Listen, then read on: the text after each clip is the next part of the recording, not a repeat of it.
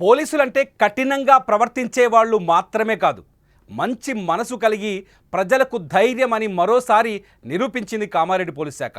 ఆపద సమయంలో అభాగ్యులకు అండగా నిలిచారు పోలీసులు.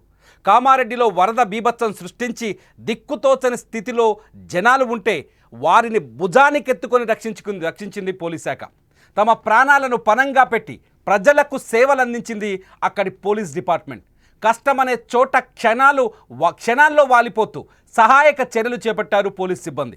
2 రోజులు నిద్రాహారాలు మాని ప్రజల కోసం పనిచేస్తున్నారు కామారెడ్డి పోలీసులు. మీరు ఒకసారి విజువల్స్లో చూడొచ్చు కామారెడ్డి పోలీసుల సేవల్ని చాలా స్పష్టంగా. కామారెడ్డి పోలీసులు ఇక్కడ చూడండి, కామారెడ్డిలో నాగిరెడ్డిపల్లి అనే విలేజ్లో ఒక హాస్టల్, దాదాపు 350 మంది వరకు ఉండే గవర్నమెంట్ బాలుల హాస్టల్. ఆ హాస్టల్లో పిల్లలు ఇరుక్కుపోయారు, బయటకు వచ్చే పరిస్థితి లేదు. అటువంటి హాస్టల్ దగ్గరికి వెళ్ళి పోలీసులు పీకల్లోతు వరద ఉన్న రోప్ కట్టుకొని పోలీసులు అక్కడికి వెళ్ళి ఆ పిల్లల్ని రక్షించారు. పోలీసులతో పాటు ఎస్డీఆర్ఎఫ్, ఎన్డీఆర్ఎఫ్ బృందాలు కూడా ఉన్నాయి. ముఖ్యంగా అగ్నిమాపక శాఖ, కామారెడ్డిలో ఉన్న పోలీస్ డిపార్ట్మెంట్, అగ్నిమాపక శాఖ ఇద్దరు నిర్విరామంగా పనిచేస్తూ అక్కడ ప్రజల్ని ఏ క్షణానికి ఆ క్షణం అప్డేట్ చేస్తూ భుజాల మీద పిల్లల్ని మోసుకొస్తూ వస్తున్నారు. మీరు చూడండి ఈ ఫోటోలో, వరదలో కింద కాళ్ళకు బురద, ఎక్కడ అడుగు వేస్తే ఏం తాకుతుందో తెలియదు. అటువంటి పరిస్థితుల్లో పసిపిల్లలని భుజానికి ఎత్తుకొని, పసిపిల్లల్ని మాత్రమే కాదు పెద్దల్ని కూడా, వరదలో చిక్కుకున్న చాలా ప్రమాదకరమైన పరిస్థితుల్లో వరదల్లో చిక్కుకున్న వారిని భుజాల మీద ఎత్తుకొని తీసుకొస్తున్నారు ఇక్కడ అగ్నిమాపక సిబ్బంది. ఆ అగ్నిమాపక సిబ్బందితో పాటు పోలీస్ కూడా, ఇక్కడ పోలీసులు చూడండి, తెలంగాణ ఫైర్ డిపార్ట్మెంట్ ఇది. ఫైర్ డిపార్ట్మెంట్తో పాటు పోలీసులు కూడా, నిజానికి పోలీసులు లా అండ్ ఆర్డర్ని కంట్రోల్ చేస్తారు, నేరస్తులను వెంటాడతారు కదా.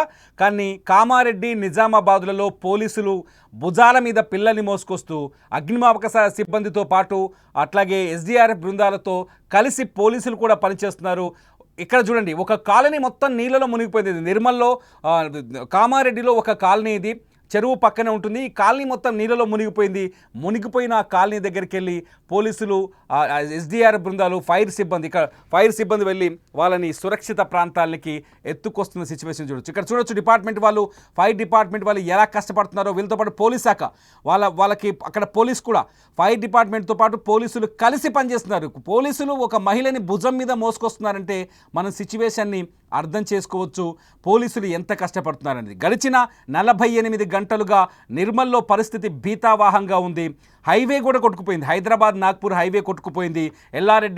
కామారెడ్డి నుంచి ఎల్లారెడ్డికి వెళ్ళే ఒక రహదారి కొట్టుకుపోయింది. చాలా చోట్ల వాహనాల్ని ఆపడం, ప్రజల్ని సురక్షిత ప్రాంతాల్లో ఉండేలా చేయడం, ఎప్పటికప్పుడు హెచ్చరికలు జారీ చేయడం, వాతావరణ శాఖ ఇచ్చే ఆదేశాలను, అలర్ట్స్ని తీసుకెళ్లి ప్రజలకు అర్థమయ్యేటట్టు చెప్పడం, పోలీస్ స్టేషన్ల వారీగా, గ్రామాల వారీగా ఆ ప్రాంతాల్లోకి వెళ్ళి అలర్ట్ చేయడం, నీళ్ళలో మునిగిన వాళ్ళని తీసుకురావడం. ఇక్కడ చూడండి ఎంత కష్టం. మహిళలు, ఈ పిల్లలు, ఆడపిల్లలు ఉన్న హాస్టల్లో వాటర్ వచ్చి చుట్టుముట్టింది కామారెడ్డిలో.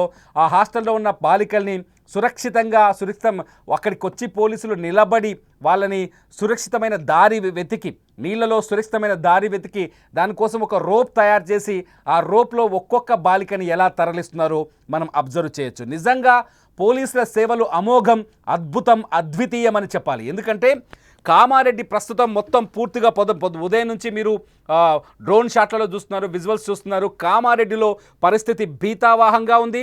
కాలనీలు దాదాపు అశోక్ నగర్ కాలనీ అని చాలామంది సుమన్ టీవీ కింద లైవ్ వీడియో కింద కామెంట్ చేస్తున్నారు. అశోక్ నగర్ కాలనీలో కూడా వరద వచ్చి చేరిందని. చాలా కాలనీలు వరదలు ఇరుక్కుపోయాయి. ఒకసారి డ్రోన్ షాట్ చూడండి, కామారెడ్డి పట్టణం ఎలా ఉందో మనకు అర్థమవుతుంది.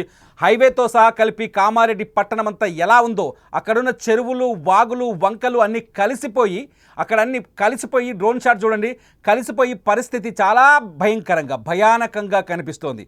ప్రజల్ని, ఇది హైవే, ఒకసారి ఆ విజువల్ చూస్తే మీకు అర్థమవుతుంది. హైవే మొత్తం నీళ్ళలో మునిగిపోయింది.